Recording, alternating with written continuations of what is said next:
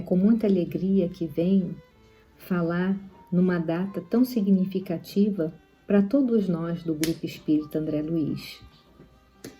É no mês de julho que comemoramos a data de fundação da nossa casa, 74 anos.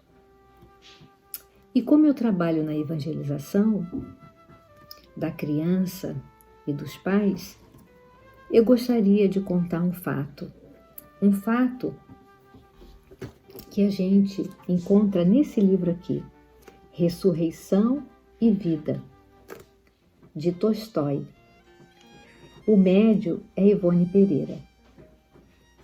Conta Tolstói que Jesus se encontrava no meio da multidão. E essa multidão procurava Jesus justamente para as suas aflições, para as suas angústias, para as suas dores, para as suas enfermidades do corpo. E Jesus atendia cada uma delas pacientemente e amorosamente. Ao longe se encontrava um homem que a tudo observava.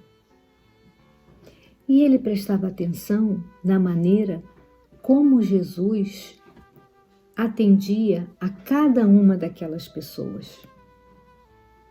Aquilo comoveu aquele homem. Ele ficou sensibilizado pela maneira como Jesus atendia. Quando de repente um homem, às pressas, foi ao encontro de Jesus e pede a Jesus que acompanhasse ele até a sua casa. Esse homem se chamava Jairo. Ele pede a Jesus e diz que a sua filha Talita estava à beira da morte e que ele fosse lá com ele. Jesus então se levanta e vai com Jairo. Quando Jesus está passando, o manto de Jesus toca aquele homem que estava observando e dá uma grande emoção àquele homem. Ele fica tomado pela emoção e aí ele pega a ponta do manto de Jesus e leva à boca e dá um beijo. Jesus percebe que alguém tocou e olha para trás e vê aquele homem. Ele olha para Jesus e Jesus olha para ele. E existe ali um encontro, uma conexão. Jesus coloca a mão na cabeça daquele homem, como abençoando. Tira a sua mão e segue com Jairo. Aquele toque para aquele homem foi de uma emoção enorme. No dia seguinte, ele vai até a praça, onde encontra uma multidão de pessoas. E aquelas pessoas estavam à espera de Jesus, porque sabia que ele ia passar por ali. E ele começa a perceber que as pessoas começam a ficar inquietas, porque Jesus está demorando a passar por ali. E ele, comovido pela situação de algumas pessoas, ele começa então a falar para aquelas pessoas. Ele fala acalentando, acalmando, e para aquelas outras que sentem muitas dores, ele vai e coloca, estende a sua mão e a dor da pessoa passa. E quando ele percebe que ele é capaz de fazer aquilo, então ele começa a falar em nome de Jesus. E ele começa a curar também aquelas pessoas. Os discípulos de Jesus, vendo aquela situação, se aproxima daquele homem e diz que ele não pode fazer aquilo, que é para ele parar. Quem é ele para falar em nome de Jesus e curar em nome de Jesus? O homem para e fica sem saber o que fazer. Os discípulos se retiram e vão ao encontro de Jesus. E chega para o mestre e fala para Jesus que havia um homem curando em seu nome e falando em seu nome. Jesus fala para os discípulos que aquele homem está certo, porque compreendeu o que ele veio fazer. E pede para os discípulos irem até a praça e falar que aquele homem pode continuar a fazer o que ele estava fazendo. E os discípulos vão até lá e falam com o homem. O tempo havia passado, Jesus já tinha sido crucificado e esse homem continuou a falar sobre os ensinamentos de Jesus e fazer as curas também em nome de Jesus. E ele sabia escrever.